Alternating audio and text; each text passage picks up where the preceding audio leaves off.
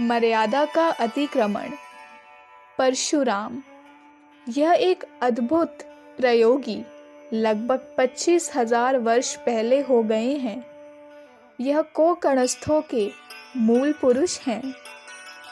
माँ की ओर से क्षत्रिय और बाप की तरफ से ब्राह्मण।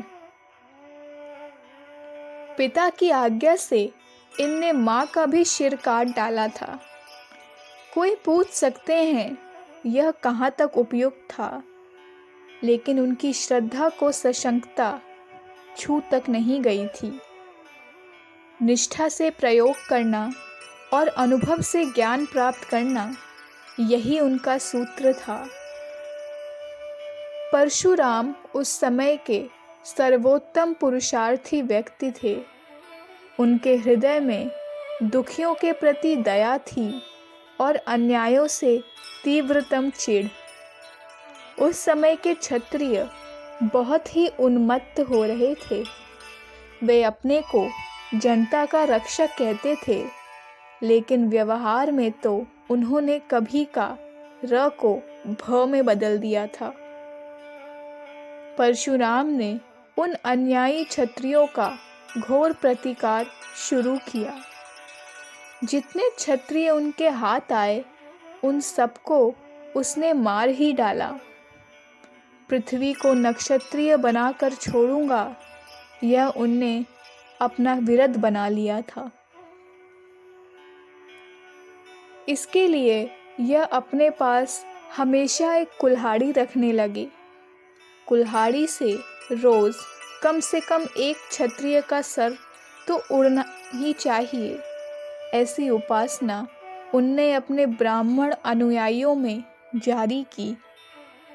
पृथ्वी निक्षत्रिय करने का यह प्रयोग उनने 21 बार किया, लेकिन पुराने क्षत्रियों को जानबूझकर खोज कर मारने और उनकी जगह अनजाने नए नए क्षत्रियों का निर्माण करने की प्रक्रिया का फलित भला क्या हो सकता था।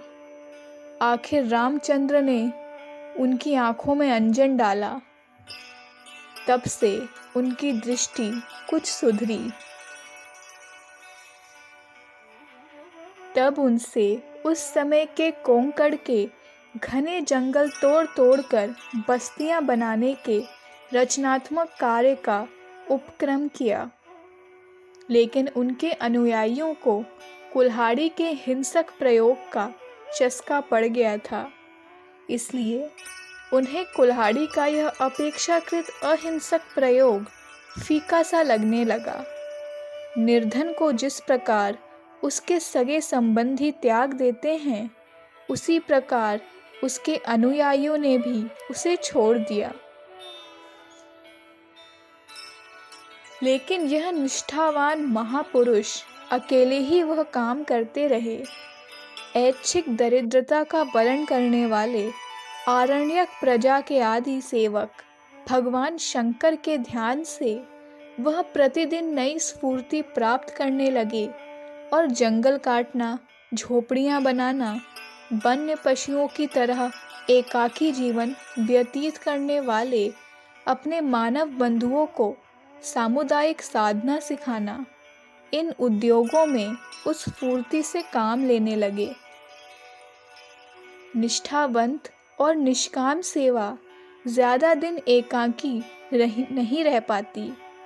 परशुराम की अदम्य सेवा वृत्ति देख कोंकण के जंगलों के वे अन्य निवासी पिघल गए और आखिर उन्होंने उनका अच्छा साथ दिया।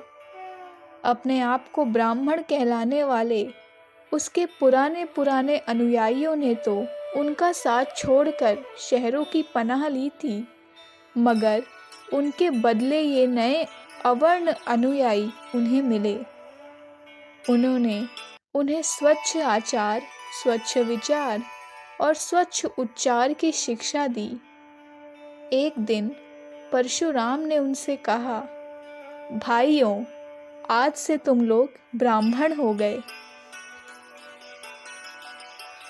राम और परशुराम की पहली भेंट धनुर्भंग प्रसंग के बाद एक बार हुई थी। उसी समय उन्हें श्री रामचंद्र जी से जीवन दृष्टि मिली थी। उसके बाद इतने दिनों में उन दोनों की भेंट कभी नहीं हुई थी, लेकिन अपने वनवास के दिनों में रामचंद्र पंचवटी में आकर रहे थे। उनके वहाँ के निवास के आखिरी वर्ष में बागलाण की तरफ परशुराम उनसे मिलने आए थे। जब वह पंचवटी के आश्रम में पहुँचे, उस समय रामचंद्र पौधों को पानी दे रहे थे। परशुराम से मिलकर रामचंद्र को बड़ा ही आनंद हुआ। उन्होंने उस तपस्वी और वृद्ध पुरुष का साष्टांग प्रणाम पूर्वक स्वागत किया और कुशल प्रश्नादि के बाद उनके कार्यक्रम के बारे में पूछा। परशुराम ने कुल्हाड़ी के अपने नए प्रयोग का सारा हाल रामचंद्र को सुनाया। वह सुन रामचंद्र ने उनका बड़ा गौरव किया।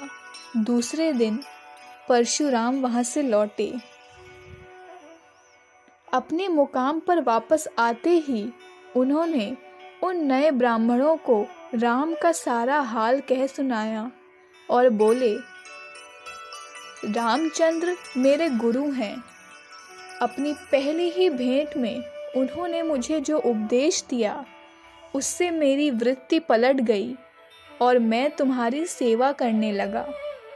उनकी भेंट में उन्होंने मुझे शब्दों द्वारा कोई उपदेश नहीं दिया, लेकिन उनकी कृति में से मुझे उपदेश मिला है, वही मैं आज तुम लोगों को सुनाता हूँ।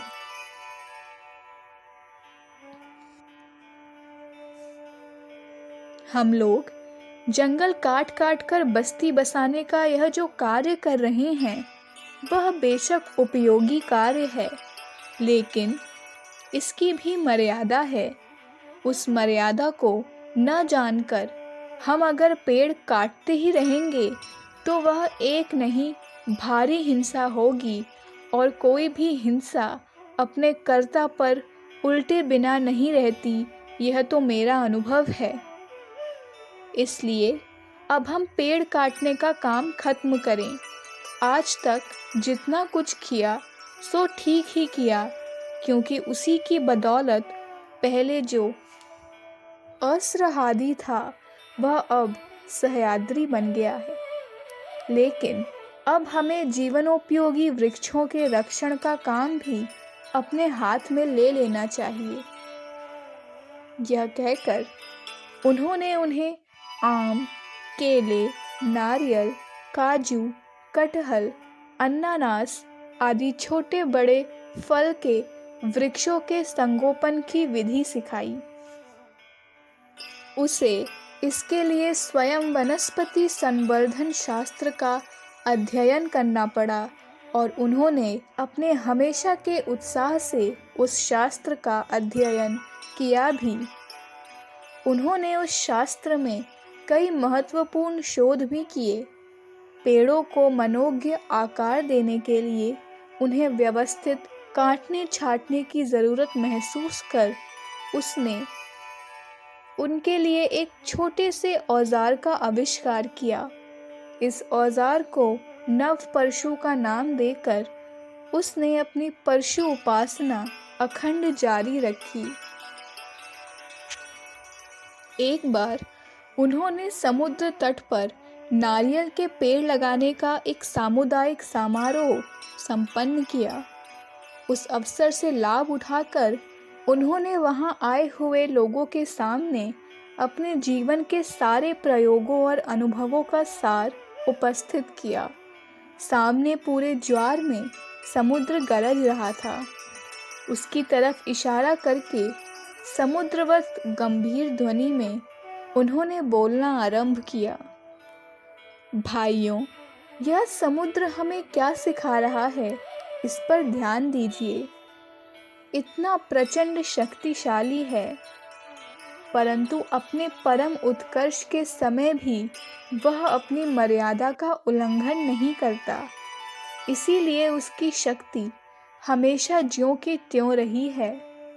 मैंने अपने सारे उद्योगों और प्रयोगों में से यही निष्कर्ष निकाला है। छुटपन में मैंने पिता की आज्ञा से अपनी माता की हत्या की।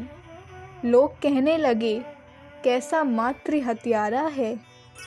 मैं उस आक्षेप को स्वीकार करने को तैयार नहीं था।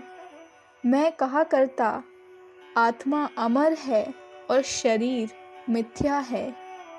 कौन किसे मारता है? मैं मातृ हत्यारा नहीं हूँ, प्रत्युत पितृभक्त हूँ। लेकिन आज मैं अपनी गलती स्वीकार करता हूँ। मातृवध का आरोप मुझे उस समय स्वीकार नहीं था और आज भी नहीं है। लेकिन मेरे ध्यान में यह बात नहीं आई थी कि पितृभक्ति की भी मर्यादा होती है। यही मेरा वास्तविक दोष था। लोग अगर अचूक उतना ही दोष बताते तो उसमें मेरी विचार शुद्धि हुई होती। लेकिन उन्होंने भी मर्यादा का अतिक्रमण करके मुझ पर बेजा आक्षेप किया और उससे मेरे विचार शुद्धि में कोई सहायता नहीं पहुंची। बाद में बड़ा होने पर अन्याय के प्रतिकार का व्रत लेकर मैं जुल्मी सत्ता से 21 बार लड़ा। हर बार ऐसा प्रतीत होता था कि मैं सफल हो गया हूँ, लेकिन प्रत्येक मर्तबा मुझे निश्चित असफलता ही नसीब हुई। रामचंद्र ने मेरी गलती मुझे समझा दी।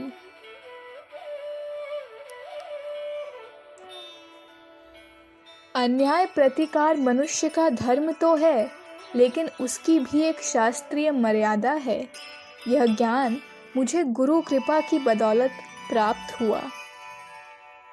इसके उपरांत मैं जंगल काटकर मानव उपनिवेश बनाने के मानव सेवा के कार्य में जुट गया। लेकिन आप जानते ही हैं कि जंगल काटने की भी एक हद होती है। इस बात का ज्ञान मुझे ठीक समय पर कैसे हुआ?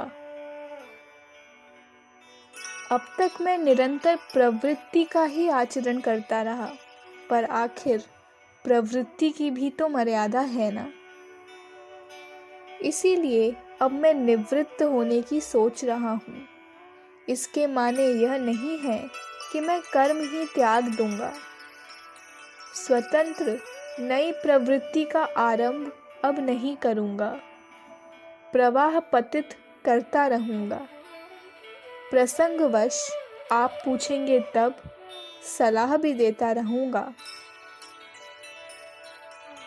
इसलिए मैंने आज जानबूझकर इस समारोह का आयोजन किया और अपना यह समुद्रोपनिषद या जीवनोपनिषद, चाहे जो कह लीजिए, आपसे निवेदन किया है।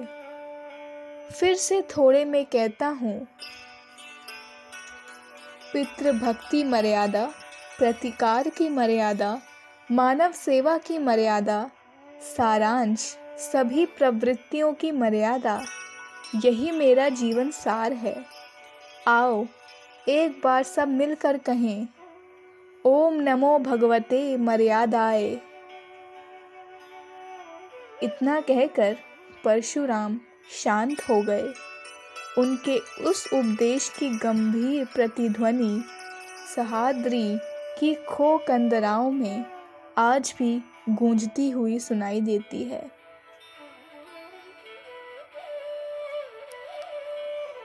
अखंड ज्योति, जून 1953, पृष्ठ संख्या 8-9। हमारे YouTube चैनल विचार क्रांति दूत अखंड ज्योति पत्रिका को सब्सक्राइब करें एवं अगली वीडियोस प्राप्त करने के लिए बेल आइकन दबाएं। धन्यवाद।